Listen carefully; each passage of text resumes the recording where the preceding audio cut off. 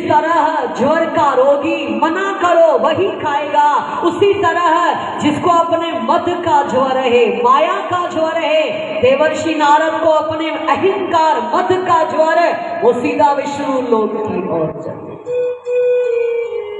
भगवान विष्णु ने स्वागत किया, बिठाया, हंस करके कहा बहुत दिन बाद आए, सारी अपनी कथा सुनी, मैंने काम पर विजय प्राप्त कर ली। भोले बाबा ने तो जला दिया, लेकिन मैंने उसको प्रशंसा किया और प्यार से विदा कर। तब भगवान विष्णु ने कहा, देवर्षि नारद क्या बड़ी बात है, तुम तो विरक्त हो, तुम तो ज्ञानी हो, तुम तो तपस्वी हो। अरे नारायण का नाम लेने से काम क्या, तेरे भक्त का नाम लेने से भी जो नारद नारद कहेगा उसके ऊपर भी माया का प्रभाव नहीं। तब देवर्षि नारद ने कहा, नारद कहे हूँ सहित अभिमाना, कृपा तुम्हारी सकल भगवाना। नारद ने अपना अहंकार से कहा, सब तुम्हारी कृपा है। सब हम लोग भी भगवान को बोलते, भगवान की बड़ी कृपा है, बड़ी कृपा है, बड़ी कृपा है, बड़ी कृपा है, और अंदर से हमारे मैं तो जागरूक रहता है, ये सब तो हमने किया है, भगवान कहां से है? हम लोग भी सब बोलते हैं भगवान की बड़ी कृपा है। देवर्षि नारद ने अभिमान सहित कहा, ये आपकी कृपा। तब भगवान विष्णु समझ गए इसके अंदर अभिमान का अंकुर फूटा है, वो वृक्ष रूप अगर हो जाएगा मेरे भक्त का पतन होगा, इसलिए इसके जो गर्व का जो अंकुर है इसको अभी उखाड़ के। और भगवान अपने सेवक पर लाज रखते हैं, सेवक पर वरद हस्त रखते हैं और भक्त का अभिमान चूर कर देते हैं। इसलिए भक्त को दुख ज्यादा मिलता है और संसारी को सुख ज्यादा। जो आप भक्तों न चिल्लाते हो, भजन भी हम करें, दुखी भी हम, दुखी भी हम, ये नहीं, ये नहीं, ये नहीं। भगवान क्या बोलता है, तेरा दुख दूर करके मैं तुझे मजबूत कर दूंगा ताकि तू भक्ति का सुख उठा सके। और संसारी को वो देता जाता है, और ले और ले, पड़े रहो नरक जन्म और मरण के अंदर। इसलिए भगवान भक्त वत्सल है, स्वामी अपने सेवक के सर पर हाथ रखता है, लाज रखता है, उनकी पथ रखता है। नारद के अहंकार को भगवान ने दूर करने का विचार किया। देवर्षि नारद गए और उन्होंने मायामय एक शहर की रचना, माया का राजा शीलनिधि, और उनकी माया ही विश्व मोहिनी बनती है। देवर्षि नारद प्रवेश कर गए, स्वयंवर है उनका, अनेक राजे महाराजे बोले आज राजा की कन्या विश्व मोहिनी का स्वयंवर होने वाला। देवर्षि नारद गए महल में, राजा ने स्वागत किया, कन्या को बुलाया। जैसे ही देवर्षि नारद ने उस कन्या को देखा, विश्व मोहिनी, नारद भी मोहित हो जाते। वाह क्या बात है, क्या तो इसके अंग अंग से छठा निकल रही है, क्या तो इसके अंग अंग से सुंदरता निकल रही है। नारद की आंखें टिक गई। राजा शीलनिधि ने हाथ दिया, महाराज आज इसका स्वयंवर है, इसका हाथ देख के बताओ कौन सा पति मिलेगा। और देवर्षि नारद ने जब भगवान शिव की माया है उस हाथ का स्पर्श किया और मद में चूर हो गए, और विचार आया ये कन्या तो मेरे साथ शादी करे तो मजा आ जाएगा। राजा शीलनिधि ने कहा आंख बंद कर ली, बोले आपकी इस कन्या को जो पति मिलेगा अजर होगा, अमर होगा, 14 ब्रह्मांडों का नायक होगा, बहुत अच्छा। और स्वयं गए और विचार किया ये कन्या की शादी तो मेरे साथ अब होनी चाहिए, लेकिन त्रिपुंड लगाए तो नहीं मिलेगी, जोगिया कपड़े को नहीं मिलेगी, मुंडन किया हुआ है तो नहीं मिलेगी, संत को तो कोई राजकुमारी हार पहनाए।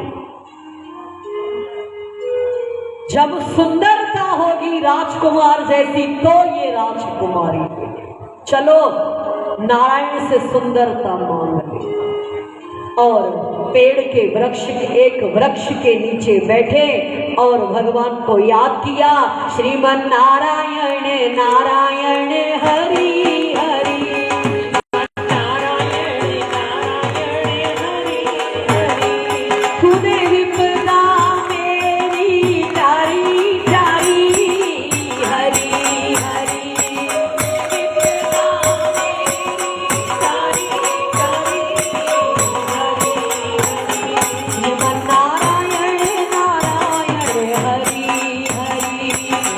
बोलो श्रीमन नारायण नारायण हरि हरि,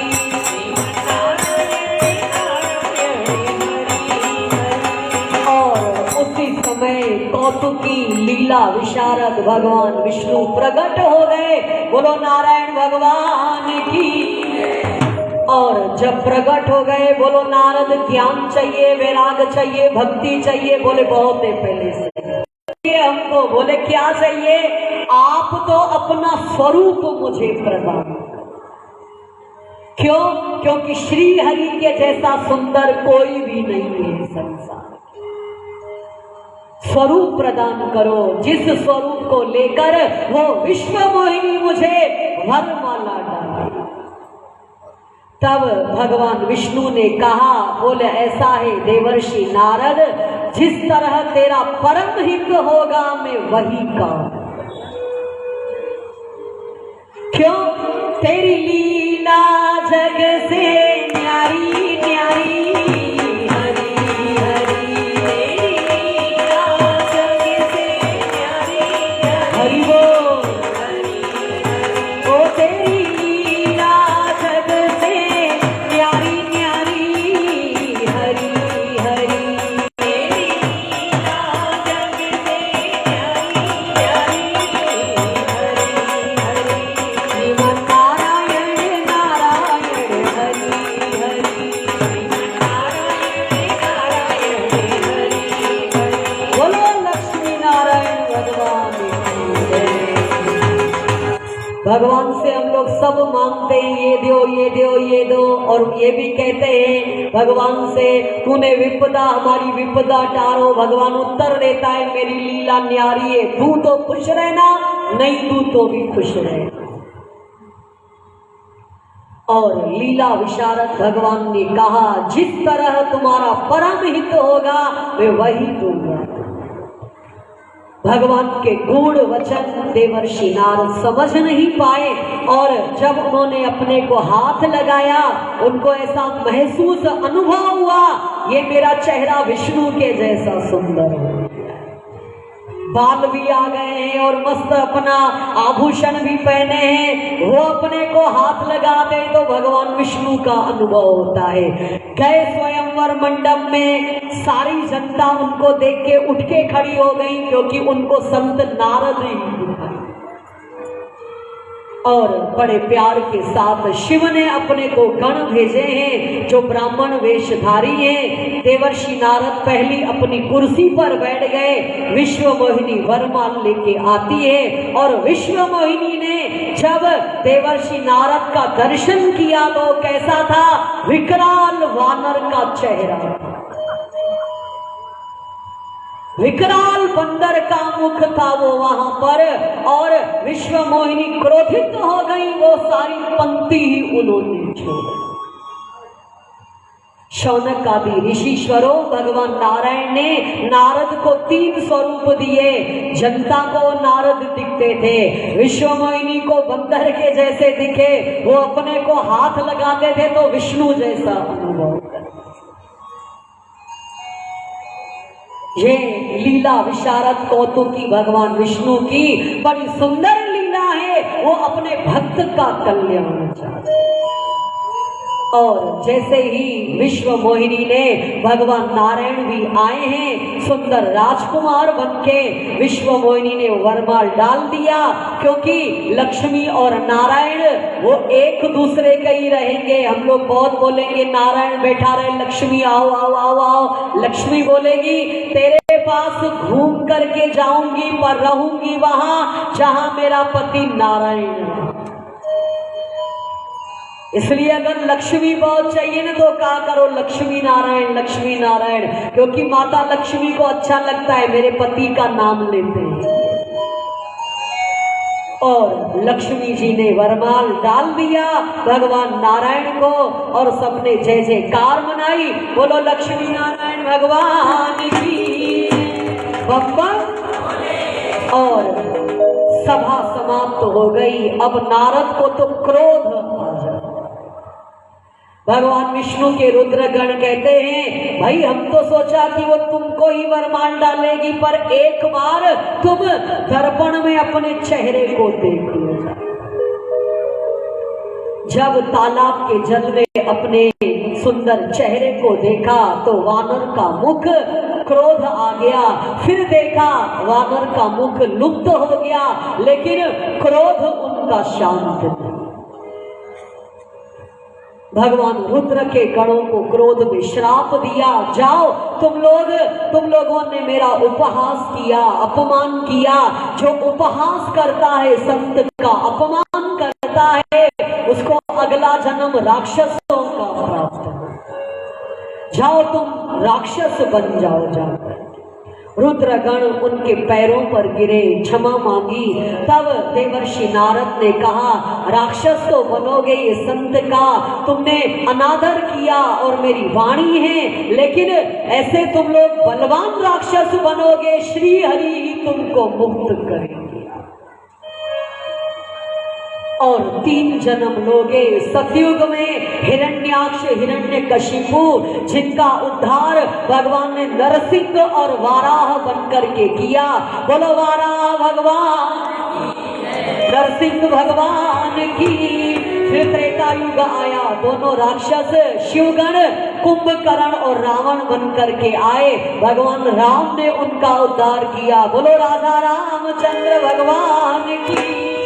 फिर द्वापर युग आया, तीसरा जन्म मिला शिशुपाल और दंत वक्र बन के, और कृष्ण भगवान ने उनका उद्धार किया। बोलो मुरलीधर भगवान की जय। जय श्री राधे, जय जय श्री राधे।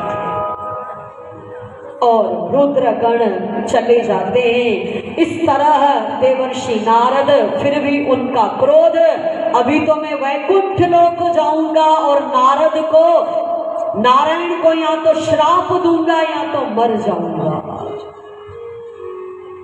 और जैसे ही क्रोध में जा रहे हैं, क्योंकि ऋषीश्वरों हमारी इच्छा ही हमारे क्रोध को उत्पन्न करती है।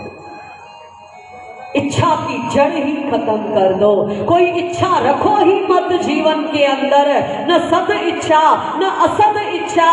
रोज कर्म करो और शिव अर्पण करो, फिर कोई इच्छा ही जीवन में नहीं। क्योंकि इच्छा ही हमारी वासना को उत्पन्न करती है। इच्छा पूरी होगी तो और हमारी इच्छाएं बढ़ेगी। एक इच्छा अनेक इच्छाओं को जन्म देगी। इच्छा पूरी नहीं होगी, क्रोध होगा। क्रोध होगा, हमारी बुद्धि से विवेक चला जाएगा, हमारी स्मृति का लोप हो जाएगा, फिर हम जानवरों के जैसा बर्ताव करेंगे। इसलिए इच्छाओं को ही समाप्त कर डालो। चाह गई, चिंता गई, मनुआ बेपरवाह। जिसको कुछ नहीं चाहिए वो शाहनपति शाह। हम लोग तो सब इच्छाओं के गुलाम बने फिरते हैं। शाहनपति बनो, चाह छोड़ दोगे तो फकीर बन जाओगे।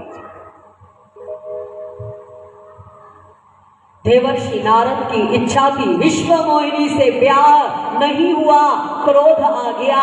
और क्रोध में भगवान विष्णु कौतुकी और लीला करने में मास्टर बीच में ही मिल गए उनको। एक हाथ लक्ष्मी का पकड़ा है और एक हाथ विश्व मोहिनी का पकड़ा। अब तो नारद का अंग अंग जल जाता है। अच्छा तो तुम ही आए थे विश्व मोहिनी को ब्याहने के लिए, और तुमने राजकुमार का वेश बनाया। उनकी स्मृति का, विवेक का नाश हो गया। भगवान को उन्होंने अपशब्द कहे, दुर्वचन कहे और गालियां दिया, फिर भी उनका क्रोध शांत नहीं हुआ। फिर श्राप दे दिया। क्या श्राप दिया उन्होंने? जिस राजकुमार का देह धारण करके तुमने मुझको छला है, तुमको अगला जन्म राजकुमारों का ही प्राप्त,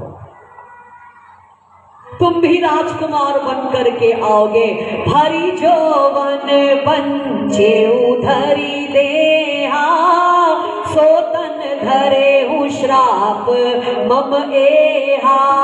तुमको जवानी वाला राजकुमार का शरीर प्राप्त होगा, ये श्राप है।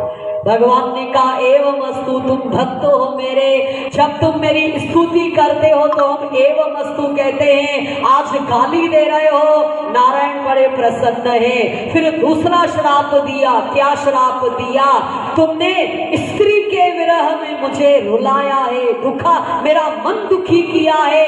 जब तुम राजकुमार बन के आओगे आपको भी नारी के विरह में रोना पड़ेगा। नारी विरह तुम हो ही दुखारी, ये में दूसरा श्राप है। भगवान ने कहा एवं अस्तु। फिर तीसरा श्राप दिया। कपि आकृति तुम कीन हमारी, होई है सब सहाय तुम्हारी।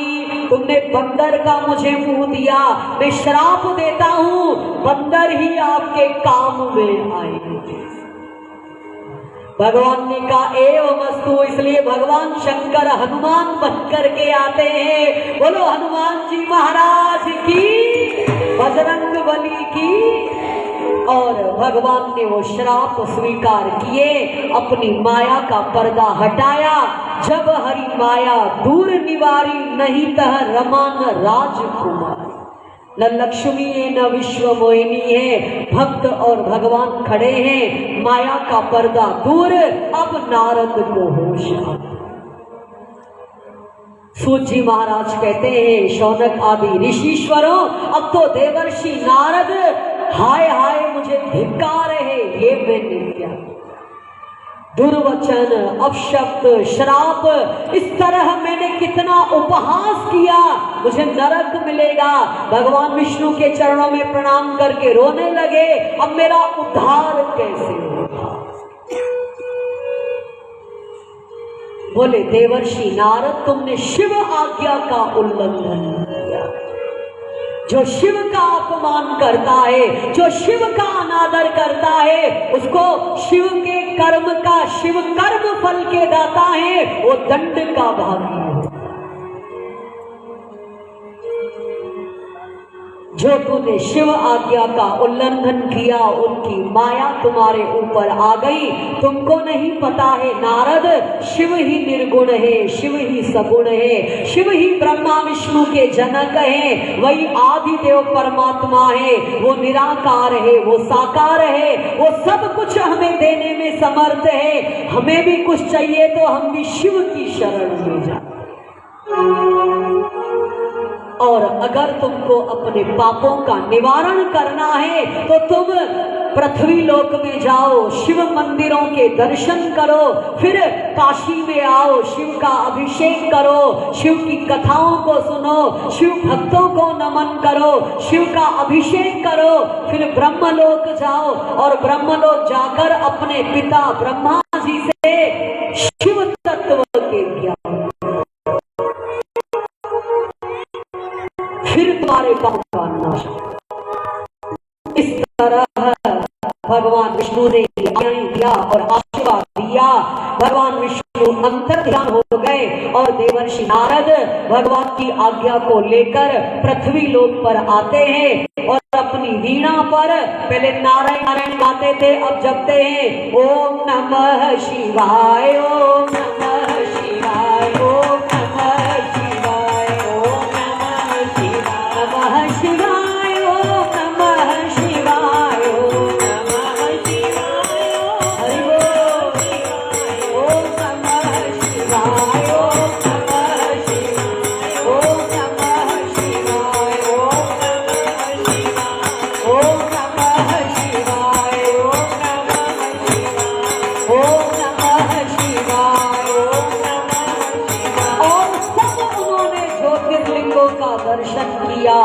सहस्र नाम स्तोत्र पढ़ने से पाप हमारे कट जाते।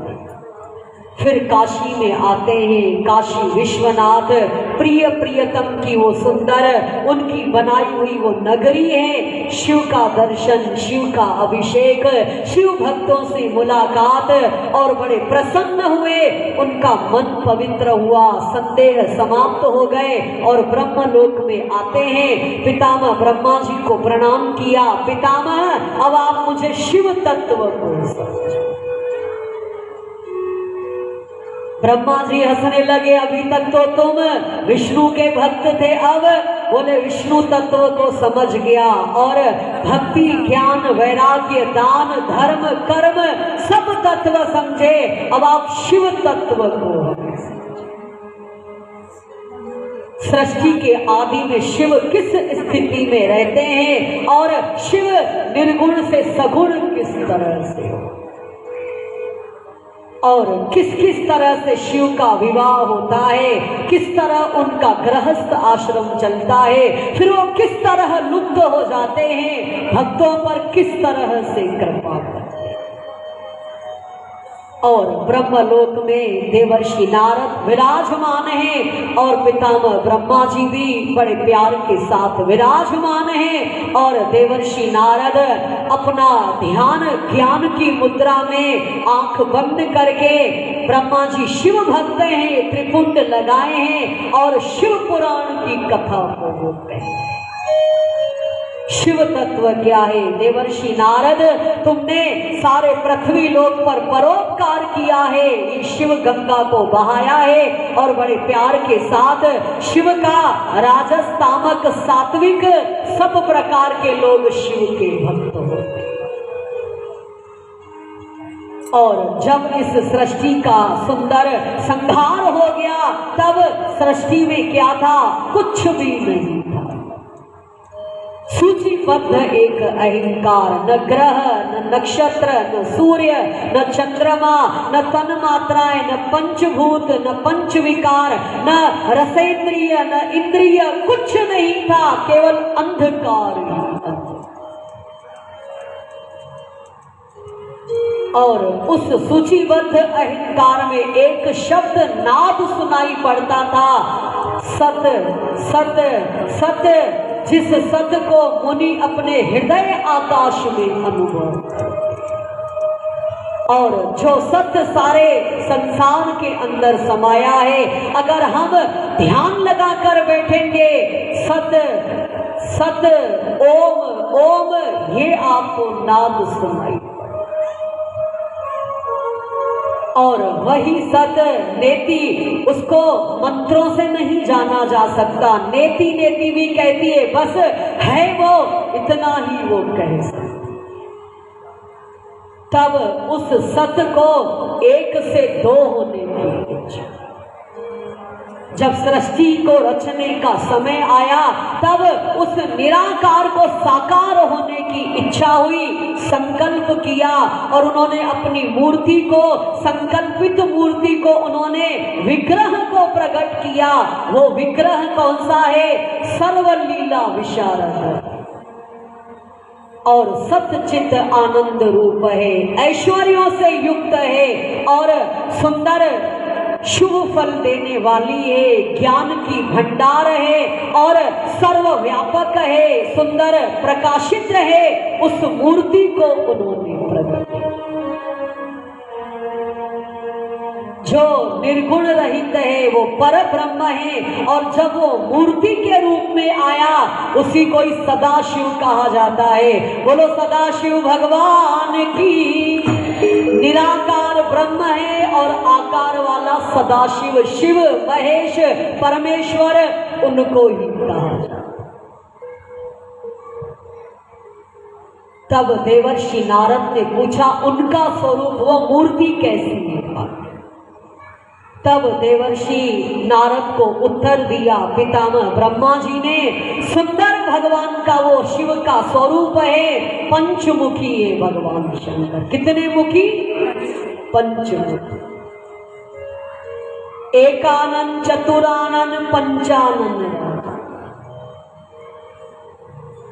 5 मुख वाले हैं और 5 मुख पर 3-3 उनके नेत्र हैं और 10 भुजाओं वाले। कितनी भुजाओं वाले? 10 भुजाओं वाले। आकाश गंगा को सुंदर जटाओं का मुकुट है, आकाश गंगा बह रही है, अर्धचंद्र उनका सुंदर सुशोभित हो रहा है और बड़े प्यार के साथ भस्म लगी हुई है और कपूर के समान भगवान शंकर का सुंदर स्वरूप है। कर्पूर गौरम करुणावतारम। रोज आप कहते हो कर्पूर गौरव, उनके अंग कपूर के समान गौरव, करुणा के अवतार हैं और अनेक रुद्राक्ष मालाओं से सुशोभित, त्रिशूलधारी, डमरूधारी। बोलो डमरू वाले बाबा की। इस तरह भगवान ने सदाशिव का ये सुंदर स्वरूप। तब सदाशिव ने अपने ही सुंदर वाम अंग से एक शक्ति को प्रकट किया। वो शक्ति कभी न अलग होने वाली है, वो उन्हीं की ही शक्ति है, शिव की शक्ति।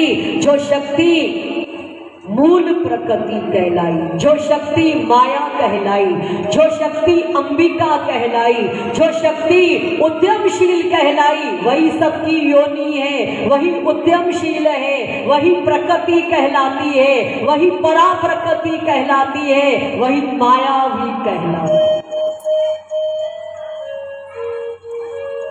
और देवर्षि नारद वो माँ भी कहलाती है हमारी। जयकारा शेरा वाली का। अगर माया माया कहोगे तो भटकाएगी और माँ माँ कहोगे तो प्यार से शिव की गोद में बिठा और बड़े प्यार के साथ सुंदर उनका स्वरूप क्या है? वो अष्टभुजाओं वाली। कैसी है? अष्टभुजाओं। और जो उनका मुखमंडल है असंख्य चंद्रमा की सुंदर शीतलता और चांदनी प्रदान करने।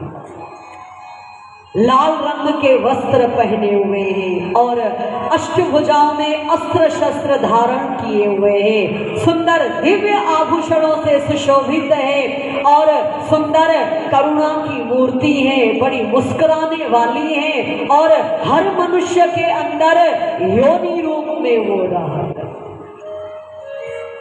और हर कहीं पर वो आ जा सकने वाली उद्यमशील वो परा प्रकृति है और उनका नाम है अंबिका देवी। बोलो अंबिका माता की। और भगवान का नाम है शिव, शंभु, सदाशिव, महेश, परमात्मा, परमेश्वर। और अंबिका का नाम है मूल प्रकृति, माया, माता, अंबिका देवी। और लाल वस्त्र वाली, त्रिशूल वाली, ये उनके नाम। तब शिव और शक्ति उन्होंने विचार किया चलो घूमें। तब भगवान शंकर ने बड़े सुंदर अपने संकल्प बल से काशी नगरी का उन्होंने निर्माण। बोलो काशी नगरी की। और प्रिय और प्रिया उस काशी नगरी में घूमने के लिए आए। भगवान ने उसका नाम आनंद वन रखा, जो आनंद देने वाला है। और शिव और शिवा उसमें मौज करते हैं, घूमते हैं, प्रसन्न होते हैं। तब एक दिन बड़े प्यार के साथ शिवा और शिव ने विचार किया, सृष्टि का कार्य, पालन और संहार ये हम किसी न किसी को दे देते, सौंप देते। और हम दोनों सब अपना बोझ उतार कर, जिम्मेदारी उतार कर काशी नगरी में निवास करें। इसलिए काशी नगरी मोक्ष को देने वाली है। शिव और शिवा वहां पर विराजमान है। प्रलय के बाद भी भगवान शंकर इस काशी नगरी को त्रिशूल पर उठा लेते हैं। इसलिए विज्ञजन इसको अविमुक्त क्षेत्र कहते हैं। ये पृथ्वी लोक में काशी नहीं आया। इस तरह बड़े प्यार के साथ एक दिन भगवान शंकर ने अपने सुंदर बाएं अंग से अमृत मला और उस अमृत से उन्होंने एक दिव्य पुरुष को प्रकट किया।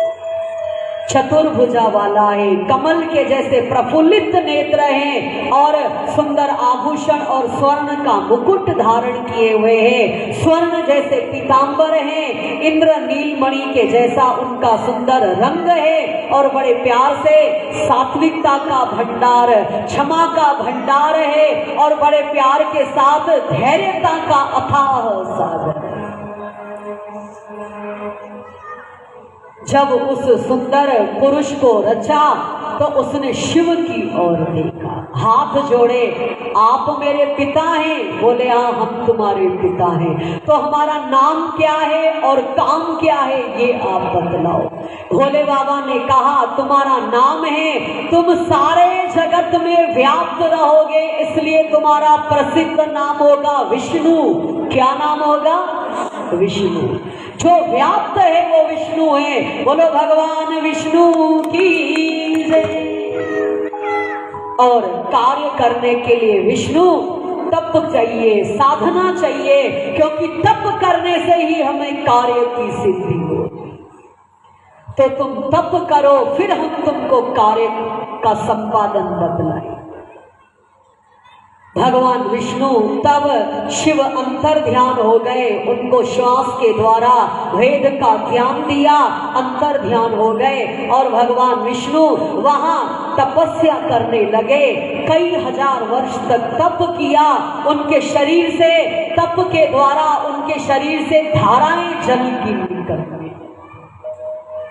और उन जल धाराओं से सारा आकाश व्याप्त हो गया और वही जल पवित्र क्षीर सागर बना, जिसमें भगवान विष्णु आराम के साथ विश्राम करते। वो जल पवित्र है, पापों का नाश करने वाला बना, क्योंकि शिव भगवान के तप की धाराओं से निकला है। भगवान ने तब उसमें विश्राम किया। जल में अयन करने के कारण भगवान का एक नाम पड़ा नारायण। बोलो नारायण भगवान की। ये उनका श्रुति सम्मत, वेद सम्मत नाम पड़ा। उस नार के अंदर, अयन के अंदर विश्राम करने के कारण नारायण। और बड़े प्यार के साथ उन्होंने वहां विश्राम किया और उनके समक्ष प्रकृति जो कि जड़ की भांति पड़ी है, 24 तत्व वहां पर हैं। बड़े प्यार से प्रकृति से महत, महत से 3 सुंदर अहंकार, उनसे पंचभूत, पंच ज्ञानेन्द्रिय, पंच कर्मेंद्रिय, इस तरह 24 तत्वों का एक अंडाकार वहां पर पड़ा हुआ है, लेकिन वो जड़ है और भगवान विष्णु आनंद से सो रहे, योग निद्रा। तब एक बार बड़े प्यार के साथ पुनः भगवान शंकर ने अपने दाएं अंग से एक पुरुष का निर्माण किया। वो पुरुष कहलाया ब्रह्मा। बोलो ब्रह्मा जी महाराज की। लेकिन ब्रह्मा ने देखा नहीं कि मेरा पिता।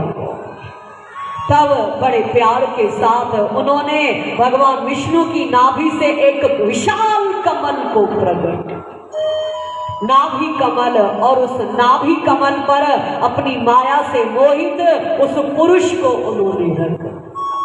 पुरुष ने चारों दिशाओं में देखा तो वो चतुर्मुखी हो जाते हैं और त्रिपुंड लगाए हुए हैं। तब विचार किया मेरा पिता कौन है आखिर। कमल के अंदर गए, उस नाल के अंदर हजारों वर्ष ढूंढते रह गए, आदि अंत नहीं।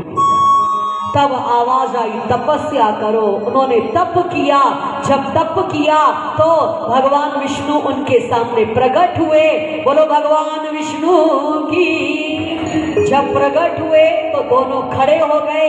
फिर शिव की माया। ब्रह्मा जी ने कहा मेरे पिता आप हैं? बोले हम हैं। तो बोले नहीं, मैं आपका पिता लगता।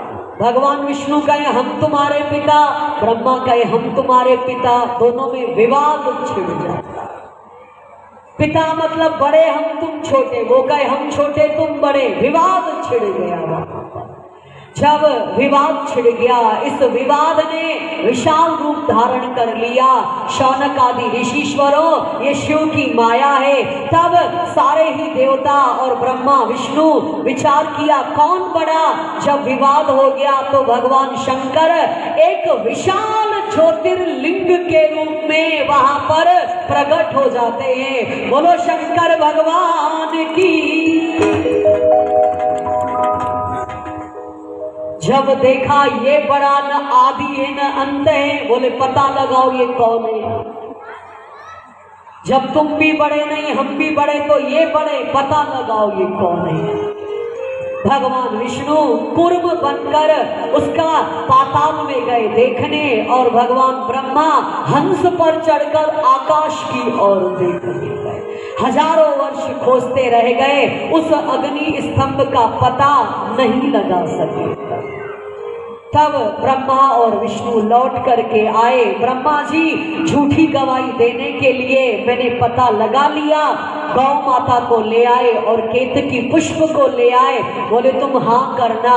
बोले मैंने पता लगाया। विष्णु ने कहा सबूत क्या है। बोले गाय माता। गाय माता से पूछा तुमने पता लगाया। बोले हाँ लगा लिया। केतकी ने भी हाँ कहा। तब उनका विवाद चल रहा था। तब भगवान शंकर उस अग्नि स्तंभ से प्रकट हुए।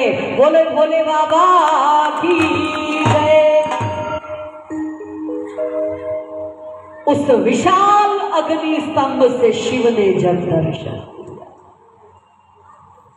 तब भगवान शंकर ने गौ माता से कहा तुमने पता लगाया। बोले हाँ। शिव अंतर्यामी, तुमने झूठ बोला, श्राप दिया भगवान ने, जा तेरी पूजा कभी भी तुम्हारे मुख से नहीं।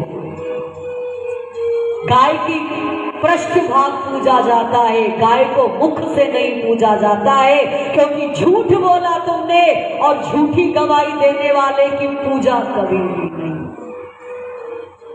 अगर आपको कुछ भी होगा, नजर होगा, तो गाय की पूंछ घुमाते, गाय का गोबर ले आते, परिक्रमा करवाते, तो पृष्ठ भाग के 2 पैर से परिक्रमा की जाती है, गाय का अग्रभाग पूजती है।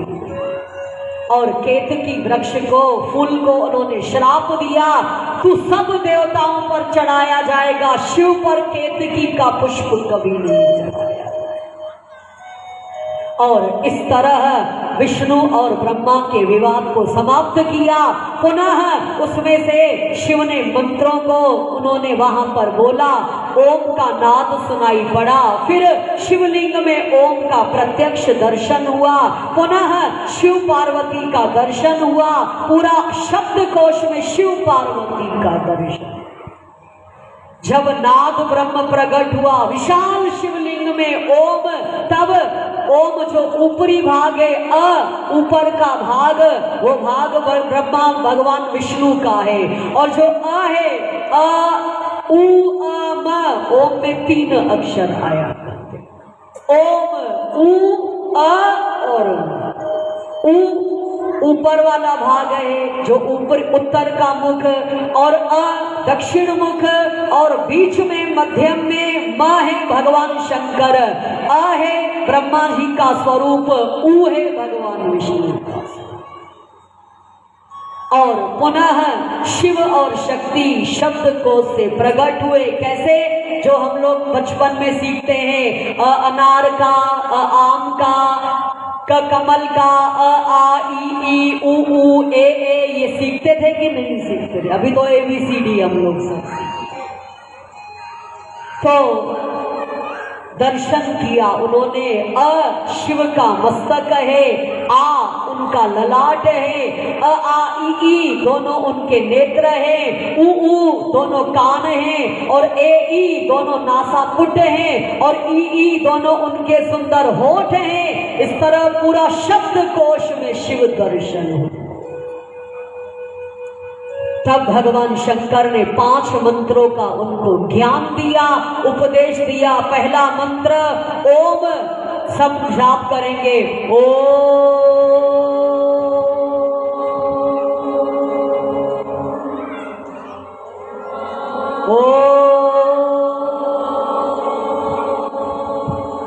सबकी आवाज हमारे पीछे वालों की ओ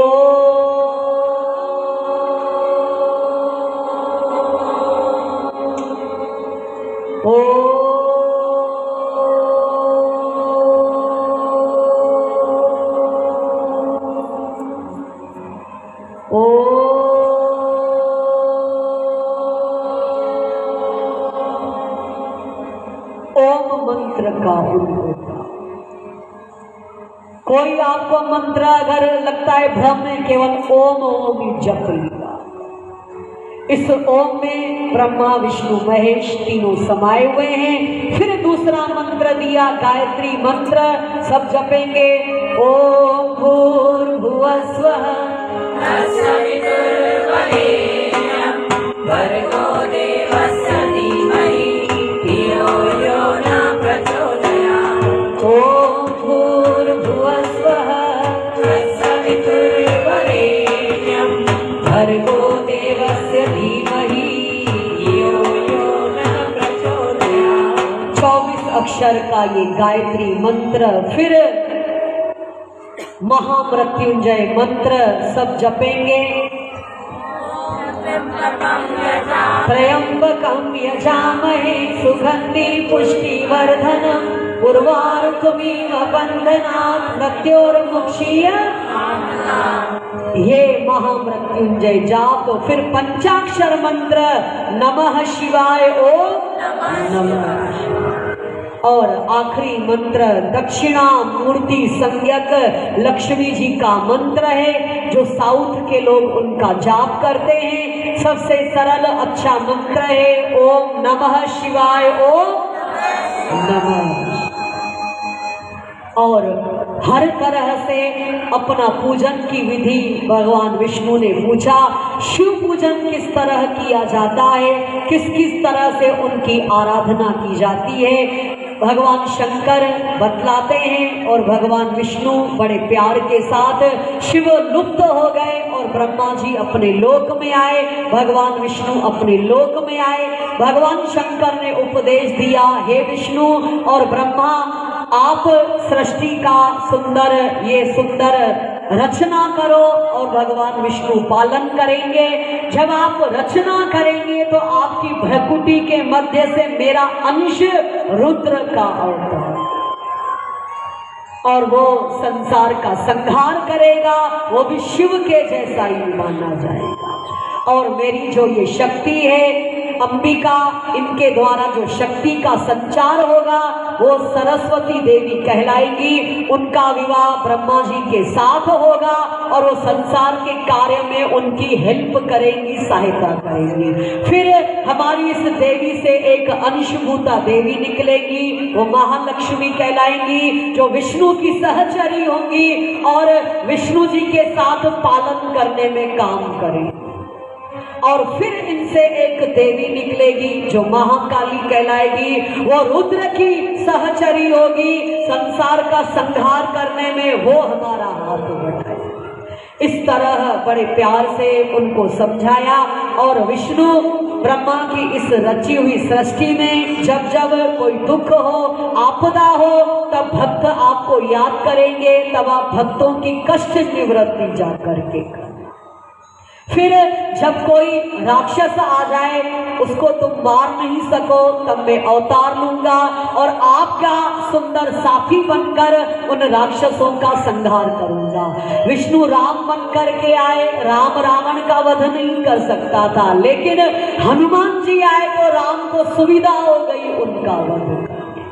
तो हम भी आएंगे और आपकी सहायता करेंगे। और दूसरा, जो मनुष्य हरि और हर में भेद करता है, उस मनुष्य को नरक की प्राप्ति है।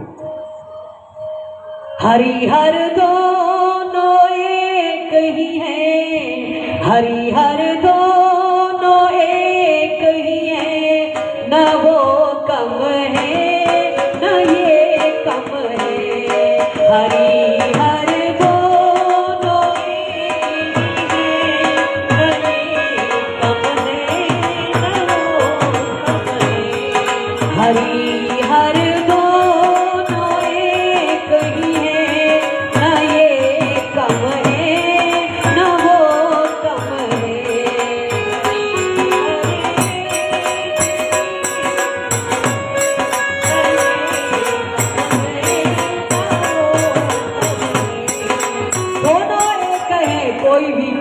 रहती है और दोनों अपने ससुराल में ही रहते हैं। भगवान शंकर कहाँ रहते हैं? हिमालय पर। हिमालय कौन है? उनका ससुर महाराज है।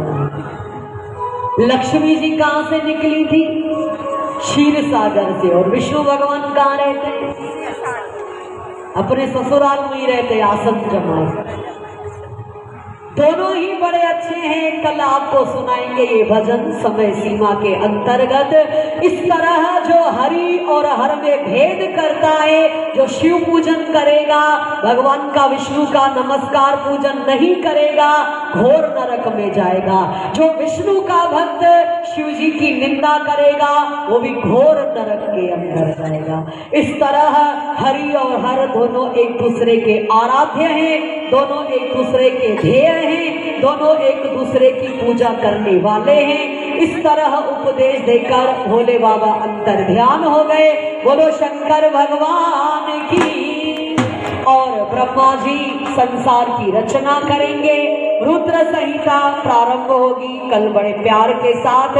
उनकी रुद्र संहिता में ही सती का जन्म होगा। कल भोले बाबा का विवाह सती माता के साथ होगा। सब हम लोग धूमधाम के साथ। फिर पार्वती के साथ जो विवाह होगा वो बड़े विधि विधान के साथ। कल हम लोग सब शिव का दक्ष की पुत्री सती, उनका विवाह भोले बाबा के साथ हुआ। फिर भोले बाबा रुद्र कैलाश पर्वत पर रहते हैं। वो कैलाश पर्वत पर क्यों रहते हैं जाकर कल हम लोग इन कथाओं का श्रवण करेंगे। हर हर महादेव। बम बम बम बम बम बम। सभी बड़े प्यार के साथ सुंदर आज पवन पुत्र हनुमान जी का दिन है। हम सभी लोग बड़े प्यार के साथ सभी भक्तगण पवन पुत्र हनुमान जी की जय जयकार करेंगे। भगवान शंकर का सुंदर 7 दिन तक सब इस कथा को सुनेंगे। 5:30 पौने 6 शिव की आरती होती है और बड़े प्यार के साथ फिर हम लोग सब कथा करने के लिए सब बड़े टाइम से आए, सब आनंद से आए। घुंघरू बाजे रे बजरंग नाचे रे, घुंघरू बाजे रे बजरंग नाचे रे, घुंघरू बाजे रे भक्त नाचे रे।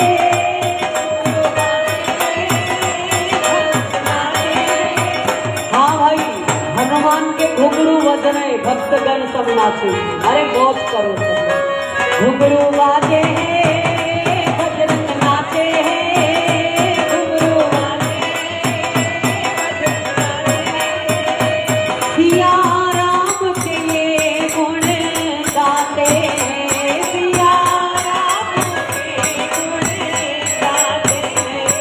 गुरुवार